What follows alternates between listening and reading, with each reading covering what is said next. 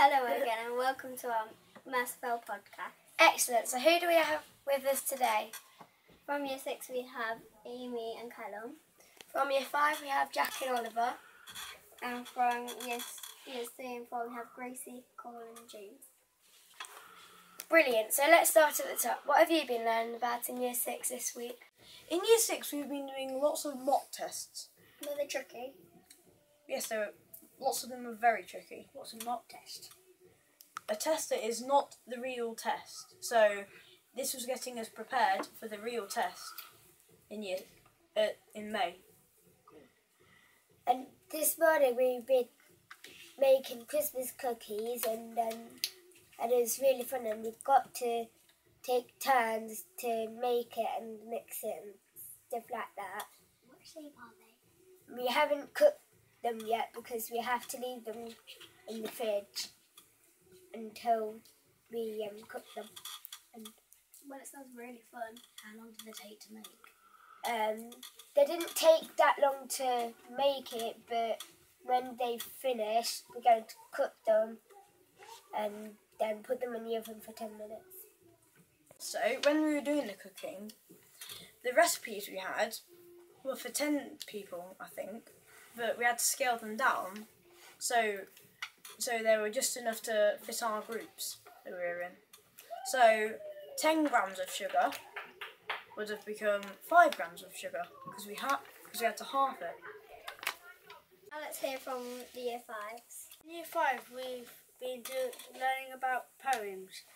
One of the poems we did was an I'd rather poem, and it's a whole list of what things I'd rather do than a certain thing I wouldn't want to do at all. We've also been learning about the Sound Collector poem. What's that? It's a poem, and it's about a guy comes into a house and collects loads of sounds and all that, and it's about life will never be the same at the end. What type of sounds does he collect? So be doing like this. It has like the scrape of marmalade. It tells you what the sound is. It's got that. Sound of the kettle. Yeah. And the sound of the toaster.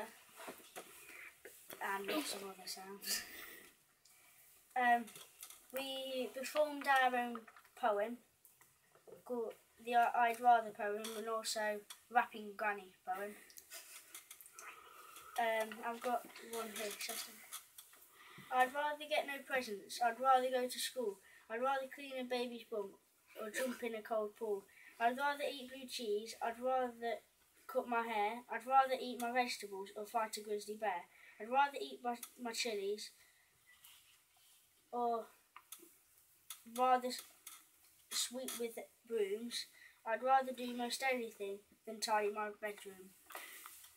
That was one of the examples we did of an I'd rather poem. In class 10, in maths, we've been adding fractions, which was very hard, but now we do get it.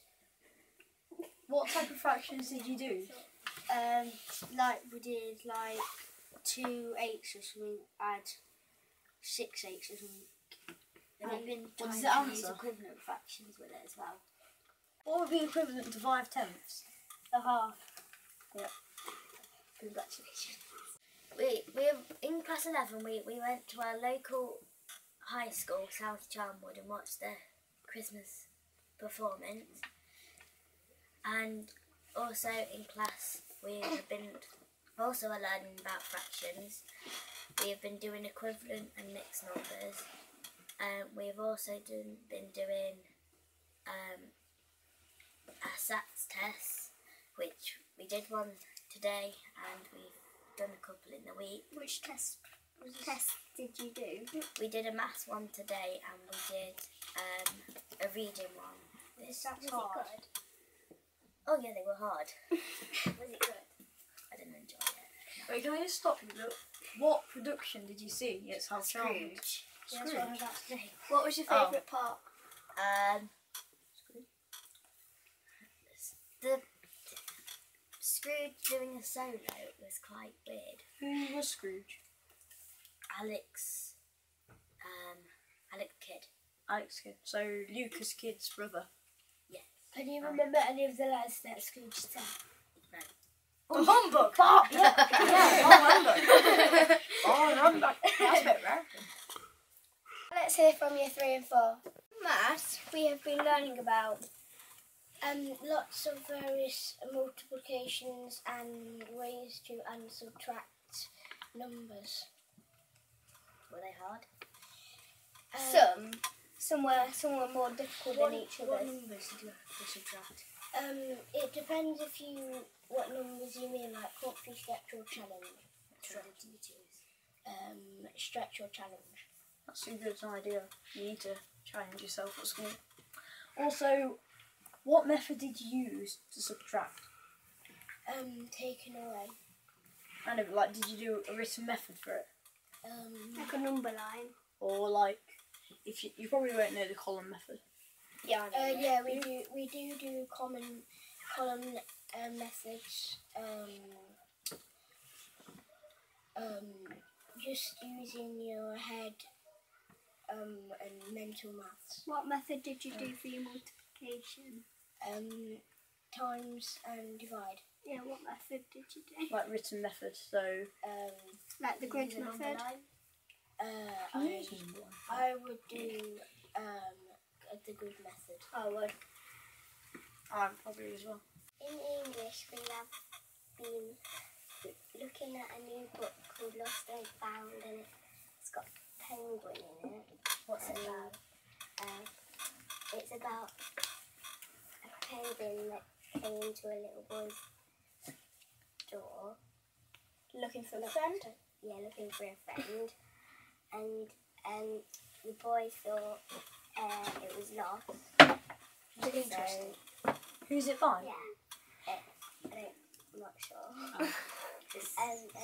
And the boy thought it was lost, and it wasn't. So the boy took him on a boat and took it to an island. What happened at the end of the story?